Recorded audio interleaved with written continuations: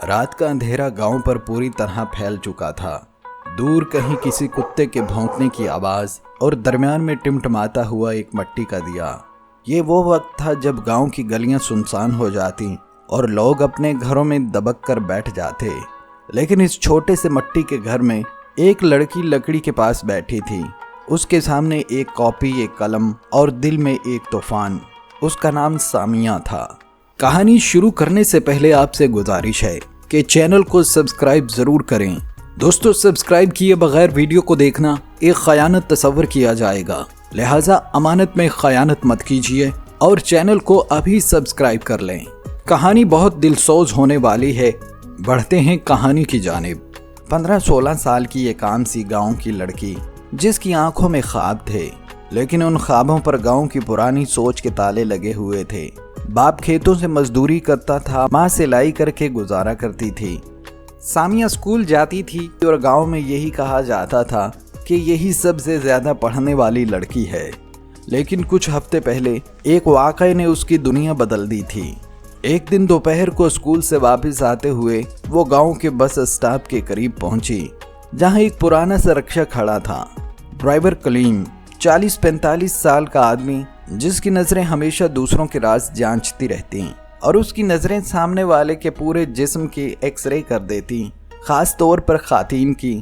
उस दिन उसने सामिया को रोका और वो जुमले कहे जो एक मासूम दिल को अंदर से तोड़ देते हैं। सामिया ने सर झुकाकर चल देना चाहा, लेकिन उसकी हंसी और आवाज उसके पीछे गूंजती रही। गांव में ये कोई नई बात नहीं थी।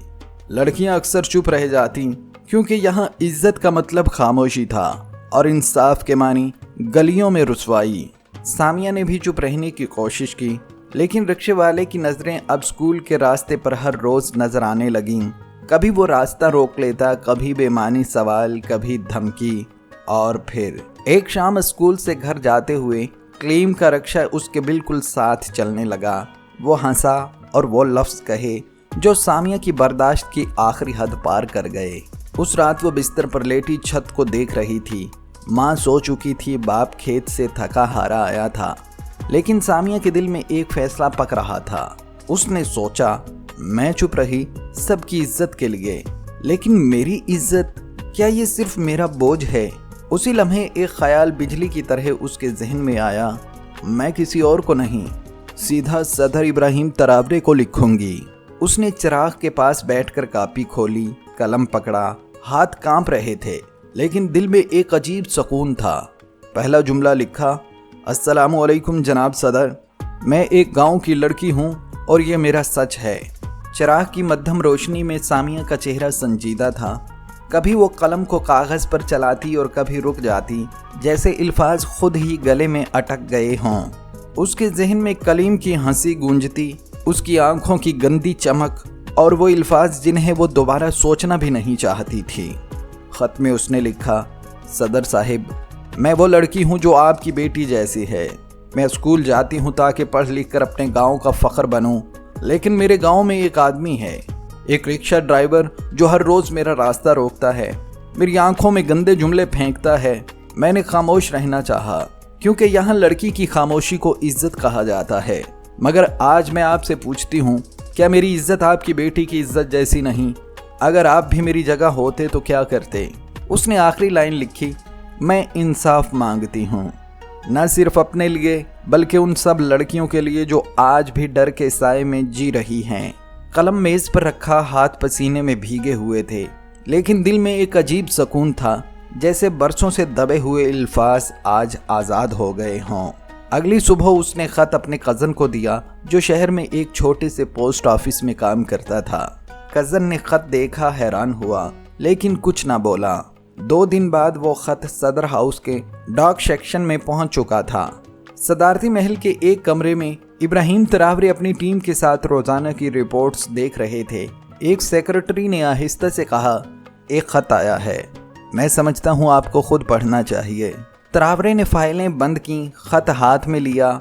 लिफाफा सादा था, कागज़ पर स्याही कभी हल्की कभी गहरी, जैसे लिखने वाले का हाथ कांप रहा हो। पहला जुमला पढ़ते ही उनकी आंखों के तासुर बदल गए। वो आगे झुक गए, हर लफ्ज़ ध्यान से पढ़ने लगे। जब ख़त ख़त्म हुआ कमरे में खामोशी छा गई। त्रावरे ने आहिस्ता से खत मेज पर रखा और गहरी सांस ली। उनके जहन में अपने बचपन की तस्वीरें उभर आईं। वो भी एक गांव में बड़े हुए थे और जानते थे कि खामोशी कभी कभी जंजीर बन जाती है। उन्होंने सिर्फ एक जुमला कहा, इस केस को बंद दरवाजों में नहीं, पूरी कौम के सामने हल किया जाएगा। गांव में खबर बिजली की तरह फैल चुकी थी।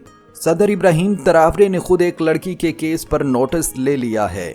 चाय के होटलों, खेतों के किनारे और औरतों की हल्की सरगोशियों में सब यही बात हो रही थी। कलीम के चेहरे पर पहली बार खौफ की लकीर दिखाई दी। जो हमेशा हंसते हुए गलियों में घूमता फिरता था, अब नजरें चुराता छुप कर चलता। उसे अंदाजा था कि ये मामला पुरानी कहानियों की तरह दबा नहीं रहेगा। दारुल हुकूमत के मरकजी चौक में एक बड़ा स्टेज लगाया गया। मीडिया, हुकूमती नुमाइंदे, फौजी जवान और सबसे अहम आम आवाम। हजारों लोग मौजूद थे और कैमरे लाइव नशरियात कर रहे थे।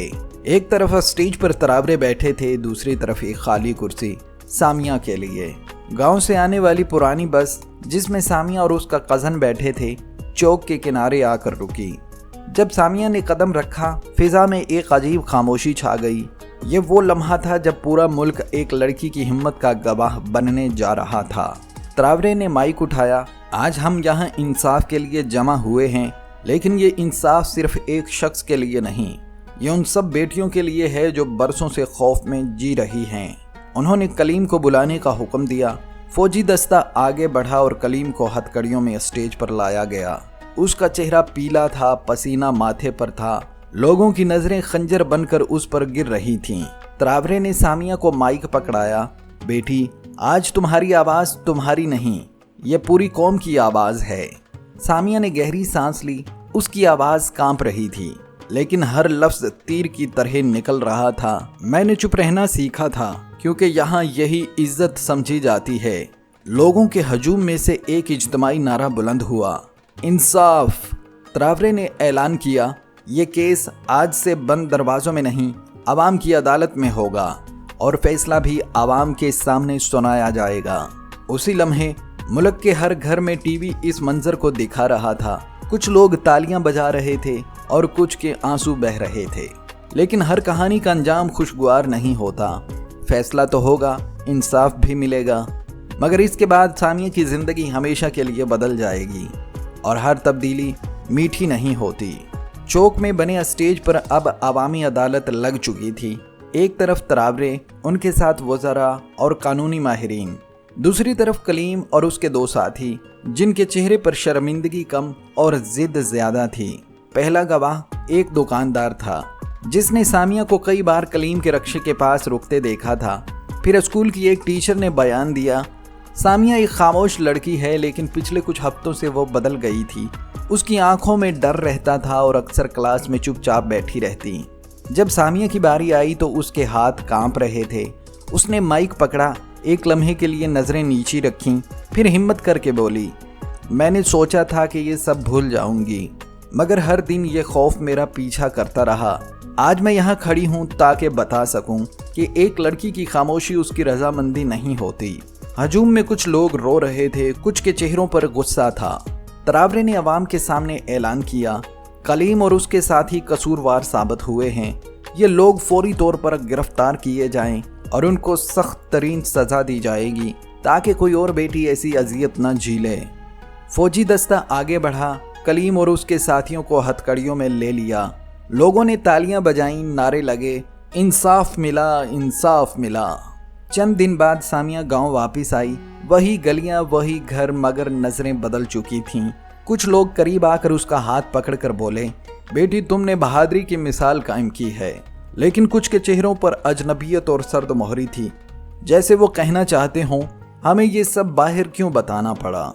उसके अपने कुछ रिश्तेदार अब उससे फासला रखने लगे थे। बाजार में चलते हुए वो महसूस करती कि कुछ लोग आहिस्ता आहिस्ता उसका नाम लेते, कुछ तंजियां मुस्कुराते। सामिया को इंसाफ तो मिल गया था, लेकिन मुआशरती सोच अब भी वही थी। उसे अंदाजा हो गया था कि असल जंग अदालत में नहीं, गलियों और दिलों में लड़ी जाती है। एक दिन वो दरख्त के नीचे बैठी, आसमान को देखकर सोच रही थी, काश मेरा गांव ये समझ पाता کہ عزت لڑکی کی خاموشی میں نہیں اس کے حق میں کھڑے ہونے میں ہے۔ اس نے یہ فیصلہ کیا کہ وہ اپنی تعلیم مکمل کرے گی اور گاؤں کی دوسری لڑکیوں کے لیے آواز بنے گی، لیکن دل کے ایک کونے میں یہ احساس ہمیشہ رہا کہ انصاف ملنے کے بعد بھی خاموشی کی زنجیریں توڑنا سب سے مشکل کام ہے۔ ایک ملک تب تک محفوظ نہیں ہو سکتا جب تک اس کی بیٹیاں خوف کے بغیر جی نہیں سکتی۔ خاموشی کو مت چنو، کیونکہ سچ بولنا کبھی گناہ نہیں ہوتا۔ یہ تھی ہماری آج کی ویڈیو۔ اگر آپ کو ویڈیو اچھی لگی ہو تو جاتے ہوئے چینل کو سبسکرائب ضرور کر لیں اور ہماری اس ویڈیو کو لائک اور شیئر بھی کر لیں۔ آپ کی محبت اور چاہتوں کا بہت شکریہ۔